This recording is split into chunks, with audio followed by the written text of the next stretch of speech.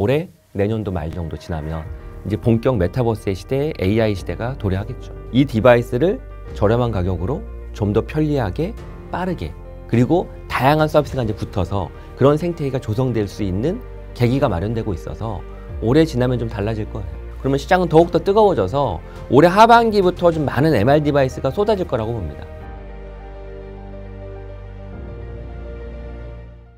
네, 지금까지는 이제 AI를 기반으로 네. 완전히 큰 생태계 구조를 그려주셨거든요. 네. 근데 저는 또 한편으로 궁금한 게 뭐 AI도 새로운 거지만 이 차세대 디바이스도 굉장히 중요한 포인트인 것 같아요. 그래서 아까 저희도 뭐 핀이냐, 네. 뭐 안경이냐, 뭐 이런 것도 보긴 했지만 결국 지금 당장에 우리에게 조금 더 친숙한 건 메타버스 MR, XR 디바이스가 아닌가. 네. 그래서 지금 요즘에 또 이 애플의 비전 프로에 대한 초기 반응이 좋더라고요. 그래서 이제 선주문이 은근히 또 반응이 나오고 있다 보니까 네. 오늘인 것 같은데 촬영 일자 기준으로 다시 한번 이 비전 프로에 대한 좀 좋은 반응이 나오면서 애플이 또다시 시청률이 올라가는 네. 이런 국면을 봤을 때 AI 뭐 소프트웨어 이런 것도 중요하겠지만 차세대 디바이스를 누가 또 선점하느냐 이런 게 참 중요한 것 같다라는 생각이 좀 들었습니다. 저도 공감합니다. 메타버스가 사실 뜬 거는 코로나 이전에 그리고 코로나와 함께 어마어마하게 떴다가 작년도 챗GPT가 등장하면서 쏙 들어가 버렸죠. 그래서 많은 사람들은 이 메타버스가 한물 간 거 아니냐라고 평가하는데 저는 그 당시에 메타버스는 진정한 메타버스가 아니었어요. 왜냐하면 항상 그래요. 스마트폰 앱을 컴퓨터에서는 쓸 수 없죠. 네네. 왜? 스마트폰에 최적화된 모바일 서비스니까. 메타버스는 메타버스를 쓰기 위한 최적의 디바이스에서 써야 돼요. 다른 말로 말하면 컴퓨터에서나 스마트폰에서 쓰는 제페토나 이런 소셜 서비스들 있죠. 로블록스, 포트나이트 이런 서비스는 메타버스가 아니에요. 제 기준으로는. 새로운 디바이스가 아니니까. 메타버스는 새로운 체험을 사용자에게 제공해야 돼요. 그럼 새로운 체험이란 무엇이냐? 한 단어에 딱 몰입형. 인바디드 인터넷이라고 주커버그는 표현했거든요. 인바디드 인터넷. 인터넷으로 내가 풍덩 빠지는 겁니다. 몰입되는 거예요. 인터넷이 곧 나 자신인 거예요. 기존의 컴퓨터와 스마트폰의 장치는 화면을 보면서 누르거나 손가락으로 문질러서 사용했죠. 물리적 공간이 분리되어 있다고요. 내 몸이 들어간 게 아니에요. 그냥 눈만 쳐다보는 거예요. 메타버스는 내 몸이 그냥 완전히 혼연일체가 되어서 인터넷 속으로 들어가는 거예요. 그러려고 하면 새로운 장치가 필요하죠. 새로운 몰입형 장치. 그게 바로 MR 장치죠. MR은 두 가지의 뜻이 있어요. 믹스드예요. 믹스드란 건 혼합이란 뜻이거든요. 네. 뭘과 뭐를 혼합했느냐? 현실과 가상을 혼합한 거예요. VR은 가상만 보여주는 거. 현실 속에 가상의 정보가 입혀지는 걸 AR, 증강현실이라고 하죠. MR은 이 두 가지를 다 총칭하는 거죠.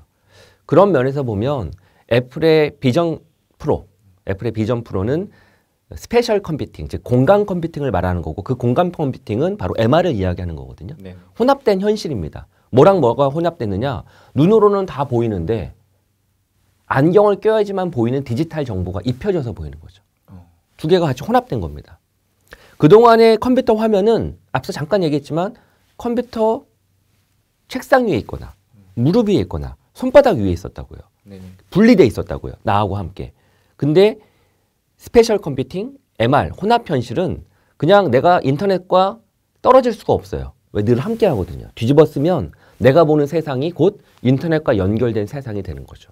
그래서 물리적 공간 속에 있는 모든 사물들에 태깅을 할 수도 있고 사물을 인식을 해서 파악할 수도 있죠. 단적인 예로 IT 트렌드 2024 책 보셨죠? 네. 네.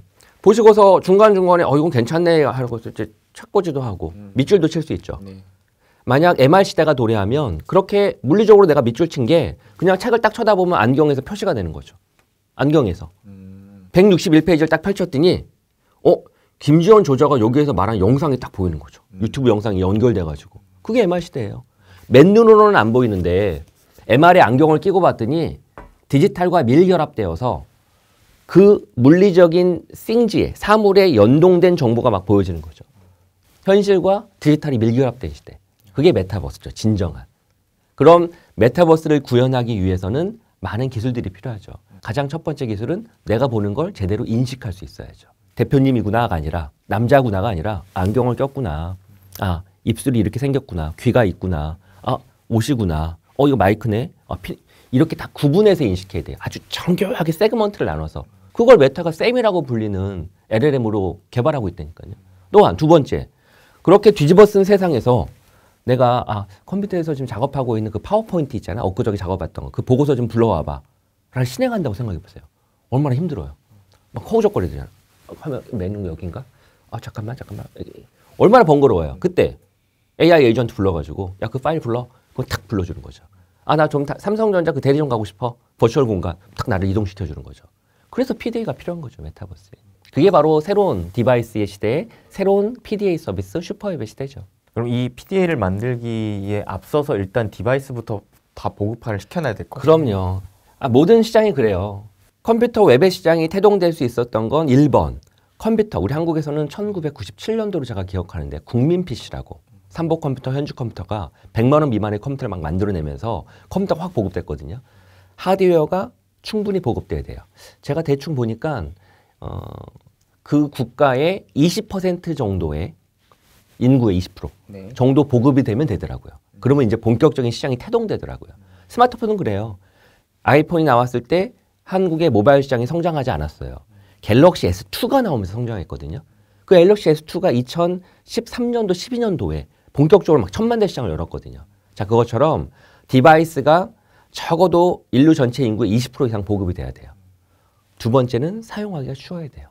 운영체제가 컴퓨터를 사용하기 쉽게 만들어주는 윈도우 98이 등장을 했기 때문에 그래서 컴퓨터 보급이 더 확산됐죠. 도스는 컴퓨터 사용이 너무 어려워요. 컴퓨터를 배웠다고요. 학원 가가지고 배우고 책을 배웠다고요. 지금 안 배우잖아요. 스마트폰을. 왜? 쉬우니까. 하드웨어가 보급되면 쉬워야 돼요. 세 번째는 빨라야 돼요. 사람들은 기다리지 못하거든요.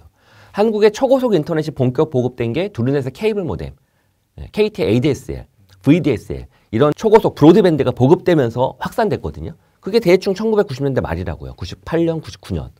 이 세 가지가 맞으면서 이제 웹이 온 거죠. 스마트폰도 마찬가지예요. 2013년, 14년도에 스마트폰이 1000만 대 이상 보급되고 두 번째, 스마트폰은 손가락으로 터치하면서 쉽게 사용할 수 있잖아요.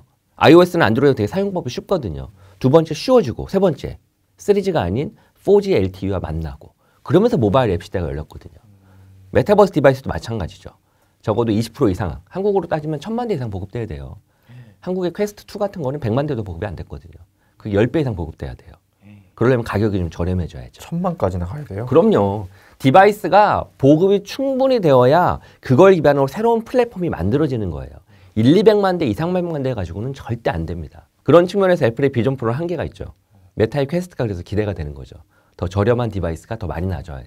삼성전자도 그래서 또 제대로 새로운 형태의 글라스를 출시할 계획을 가지고 있는 거고. 그렇죠. 두 번째는 사용하기 쉬워야 된다고요. 사용하기 쉬우려면 아까 제가 얘기했던 PDA가 있어야죠. 세 번째로는 속도가 빨라야죠. 4G LTE로는 안 돼요. 와이파이로도 안 되고. 그러면 이제 초고속 인터넷망이 여기 연결돼야 되죠. 그게 최소한 2년 정도는 걸리지 않을까 싶어요. 올해 내년도 말 정도 지나면 이제 본격 메타버스의 시대에 AI 시대가 도래하겠죠. 그리고 또 한편으로는 이게 우리가 이 실질적으로 메타버스 디바이스를 쓰고 무언가 한다라고 봤을 때 지금까지는 대부분 게임이었잖아요. 그러다 보니까 많은 분들이 야, 메타버스 게임 이렇게만 생각하시는 분들도 많은 것 같아요. 근데 이게 갑자기 정말 이 디바이스를 쓰고 우리가 정말 뭐 새로운 게임이 아닌 우리 일상 속에서 꼭 필요한 일들을 하게 되는 또 시기가 나온다면은 또 그런 것들이 또 디바이스에 대한 수요도 이끌어내고 이 상용화를 또 앞당길 수 있지 않을까. 그렇죠. 컴퓨터도 뜨게 된 건 게임이에요. 스마트폰도 초반에 가장 많이 인기였던 건 게임이에요. 그렇죠. 카카오 게임. 기억하시죠? 카카오톡 연동해가지고 게임이에요, 원래. 그리고 당연히 MR 디바이스도 게임을 시작으로 해서 이제 확산돼야죠. 업무를 볼 때도, 대화를 할 때도, 쇼핑을 할 때도, 금융 서비스를 사용할 때도, 택시를 부를 때도 이거저거 사용할 때 이제 계속 여기서 쓸 수 있는 환경이 도래해야죠. 그러면은 아까 이제 메타를 그래도 조금 관심 있게 본다고 하셨는데 특별한 또 이유가 있을까요? 우선 두 가지 이유죠. 첫 번째는 메타가 오랜 기간 공들이고 있잖아요. MR 디바이스를 몇 년 전에, 7, 8년 전부터 인수를 해서 오큘러스라고 하는 회사를 소프트웨어 기업이 하드웨어 제조업체를 인수한 거잖아요. 그렇죠. 그리고 나서 어쨌든 계속 출시하고 있거든요. 신규 제품을. 그리고 그 과정 속에서 기술력도 탄탄해지고 있죠. 아까 제가 얘기했던 메타가 가지고 있는 오픈소스 기반의 AI 기술이 두 가지라고요. 라마가 있고 네네. 또 하나가 샘이라고 불리는 메타버스에 최적화된 LLM이거든요. 그렇게 진심으로 메타버스 디바이스 안에서 서비스를 사용할 때 필요로 하는 중요한 솔루션, 기술들을 계속 개척해 가고 있거든요.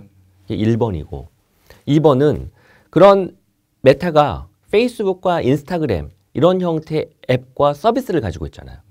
그런 서비스를 여기다 얹히게 되면 이 메타버스 안에 얹히게 되면 그래도 지금 가장 많이 쓰는 소셜 네트워크 서비스가 중요한 킬러 앱으로 자리매김할 수 있고 그걸 시작으로 해서 다양한 신규 서비스들이 나올 수 있는 생태계를 만들 수 있는 가장 잘할 수 있는 기업이죠. 그 두 가지 때문에 메타의 퀘스트를 기대하는 거죠.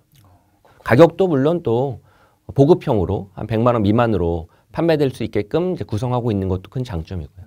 또 한편으로는 우리나라를 놓고 봤을 때 지금 삼성도 구글, 퀄컴이랑 협업을 해서 이걸 네. 또 만들어 간다라고 얘기를 했는데 이게 뭐 언제쯤 시제품이 나올까요? 글쎄요, 뭐 저도 잘 그 소식은 못 들었는데 하반기 아닐까 싶어요. 그래야 시기적으로 맞거든요. LG전자도 메타하고 제휴를 맺고 새로운 형태의 퀘스트 디바이스를 만든다는 이야기도 들리고 또 소니도 플레이스테이션 VR의 또 차세대 버전을 또 준비하고 있고 또 화웨이, 샤오미 이런 기업들도 당연히 MR 디바이스를 고민하겠죠. 그러면 시장은 더욱더 뜨거워져서 올해 하반기부터 좀 많은 MR 디바이스가 쏟아질 거라고 봅니다. 애플의 아이폰 나온 이후에 삼성전자는 옴니아 나왔고 그다음 갤럭시 A 나왔고 그렇죠. 갤럭시 S 나왔고 네. 이게 3, 4년 동안 이루어진 일이거든요. 그런 측면에서 보면 애플의 비전 프로가 올해 상반기 나왔으니까 적어도 올 하반기 정도 되면 이런 디바이스가 좀 더 많아지지 않을까 싶습니다. 메타버스도 사실 많은 분들이 에이 뭐 그거 언제나 되겠어 막 10년? 20년? 뭐 이렇게 생각을 하는데 생각보다 이 시대가 좀 빠르게 다가올 수 있겠다는 생각도 듭니다. 그럼요. 그간 메타버스 즉 MR, VR, AR이 그 CES에서 화두가 된 건 8년 전이에요. 8년 전부터 VR, AR, MR 디바이스 정말 중소 제조업체들이 어마어마하게 많이 만들었거든요.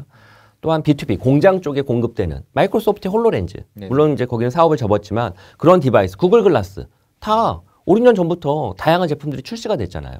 그래서 한물 꺾인 건 사실인데 이게 다시 올라갈 수 있는 발판이 마련되고 있죠. 그 핵심이 아까 제가 얘기했잖아요. 디바이스가 나와도 사용하기가 불편하면 안 쓰거든요. 그런데 이제 LLM이 들어가면서 사용하기 쉬울 수 있는 인터페이스가 마련됐고 세 번째는 속도라고요. 5G 나왔잖아요. 네. 와이파이도 더욱더 초고속 슈퍼 와이파이가 나오고 있거든요.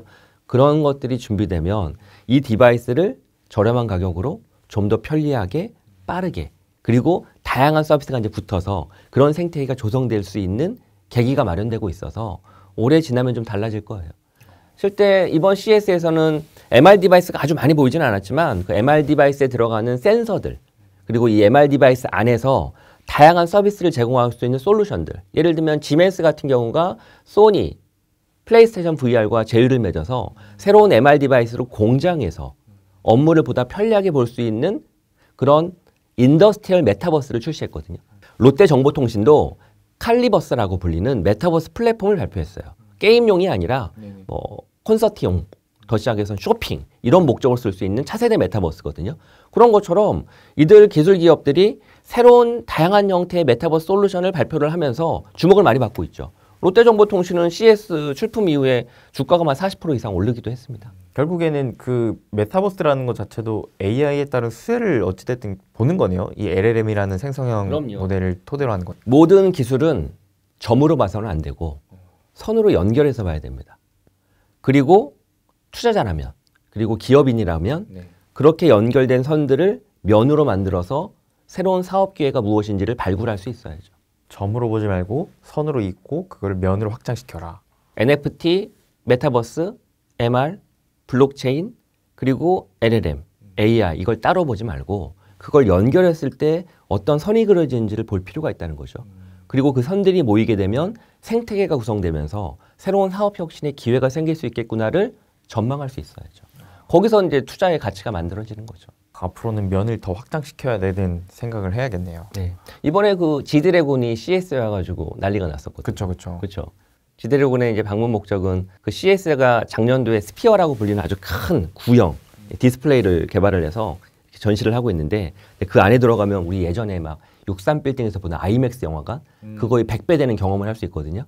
거기에서 이제 콘서트를 연다고 해요. 네, 그것 때문에 이제 CS 온 건데 그러면서 동시에 이 갤럭시 코퍼레이션이라고 불리는 그 G드래곤의 소속사가 있어요. 네네. 그 소속사는 이제 프로덕션이라 다양한 컨텐츠를 만들어요. 근데 이 회사가 지향하는 점이 AI, 메타버스, 아바타 이런 기술 혁신이에요. 예. 연예 프로덕션 회사가 기술 기반으로 혁신하려고 전시장까지 만들었거든요. 근데 이 G드래곤이 롯데정보통신의 칼리버스에 방문했거든요. 연결이 되는 거죠. 그렇게 연결해서 봐야 된다고요. 저부터도 일단은 어떻게 하면 AI, 메타버스 이런 것들을 더 많이 활용할지 네. 여러 가지 생각들을 해봐야 될 것 같습니다. 네. 이제 개인적으로 생각을 해보셨을 때 네. 지금처럼 말씀하셨던 뭐 메타버스, AI 여러 가지 이제 점들이 막 새롭게 생겨나는 이러한 시대에서 이런 것들을 면으로 확장시킬 때 있어서 우리가 가장 이 지금의 시대를 살아갈 때 생각해야 하는 핵심 가치관, 키워드 이런 건 좀 뭐라고 생각하세요? 고객 경험이죠. 고객 경험, 고객 가치. 실질적인 최종 엔드 유저에게 이 기술을 이용을 해서 제공하는 제품이, 솔루션이, 서비스가 기존의 다른 기업들 대비 혹은 기업이 없다고 하면 기존과는 다른 어떤 새로운 가치를 만들어주느냐, 고객에게 어떤 새로운 경험을 전달하느냐, 그 부분에 집중을 해야죠. 예전에 이 추운 날씨에 하염없이 길거리에 서서 택시를 기다리던 때와 달리 카카오티, 우버는 바로 안방에서 사무실에서 택시를 부르고 어디 위치에 있는지 확인도 할 수 있고 바로 내려가서 목적지까지 간 다음에 내리면 자동으로 결제되는 그런 새로운 가치를 만들어냈잖아요. 새로운 경험을 만들어냈고 그것처럼 새로운 가치와 경험을 고객에게 어떻게 기술 기반으로 제공하느냐 이게 가장 중요한 거죠. 과정을 통해서 사회적 가치도 높아지고 네. 우리의 시간을 절약해 줬잖아요. 얼마나 많은 사람이 시간을 절약해 줬어요. 저만 해도 이번에 CS 갔다 오면은 예전 같은 경우에는 택시 불러가지고 쓴 영수증 다 그거 철해가지고 회사에 제출했어야 되는데 네네. 이제는 그냥 우버에서 다 정리한 영수증 프린트만 누르면 자동으로 PDF로 만들어져가지고 바로 회사에 제출할 수 있거든요. 얼마나 편해요. 그렇게 시간을 절약해주고 새로운 편의성을 제공하면서 사회적 가치를 만들어냈죠. 그게 바로 기술을 통해서 얻을 수 있는 최고의 수혜죠. 오늘 또 이렇게 귀중한 시간 내어주셔서 네. 정말 또 소중한 말씀들 많이 해주셨는데 혹시 또 끝으로 강조하고 싶으신 말씀 있으실까요? 기술을 잘 이해를 해야 미래 사회, 미래 시장에 대한 전망을 제대로 할 수 있습니다. 예를 들면 오펜하이머라는 영화 있잖아요. 네. 예. 핵이 잘못한 게 아니라 그걸 오용한 정치인이 잘못 오용한 거잖아요. 그렇죠. 과학자도 잘못은 없잖아요. 그러면 그 핵이 가져다주는 본질적인 문제, 그걸 잘 이해를 해야 핵을 통해서 오히려 인류 평화를 제대로 지킬 수 있죠. AI도 그럴 수 있어요. 초거대 AI가 마치 터미네이터처럼 네. 인류가 결정하고 인류가 판단해야 되는 것들까지도 이 AI가 자칫 오버해서 판단하지 않을까? 어떤 규제를 해야 될까? 그리고 그 전에 착한 선인이 아니라 악인이 이 AI 기술을 오용남용하면 테러리스트가 해커가 이 기술을 활용하면 더욱더 파워를 갖는 거잖아요. 이런 기술의 시대에 우리는 어떻게 대처할까라고 하는 고민은 기술을 정말 많은 사람들이 잘 이해를 해야 거기서부터 시작되죠. 그런 면에서 기술에 대한 탐구는 뭐 투자 목적 이외에도 있지만 사회를 안전하게 지키고 안녕을 유지하는 데도 되게 중요한 것 같습니다. 그래서 기술에 대해서 많이 이해하시고 경험하시고 해석하실 수 있는 인사이트를 좀 많이 길렀으면 하는 바람입니다. 그래서 여러분들도 우리 시청하시는 여러분들도 IT 관련해서 나는 좀 더 트렌디하게 그리고 말씀하셨던 그런 점을 선으로 연결짓고 면으로 확장시키고 싶을 때 이 책을 한 번씩 또 읽어보시면 좋을 것 같습니다. 네. 이렇게 오늘 김재원 부사장님 모시고 정말 귀중한 말씀 많이 들어봤습니다. 여러분들 스스로도 점을 선으로 잇고 섬을 면으로 확장시켜서 새로운 또 투자 기회를 많이 또 가져가시는 여러분들 되시길 진심으로 응원하면서 함께 인사드리겠습니다. 여러분 행복되세요.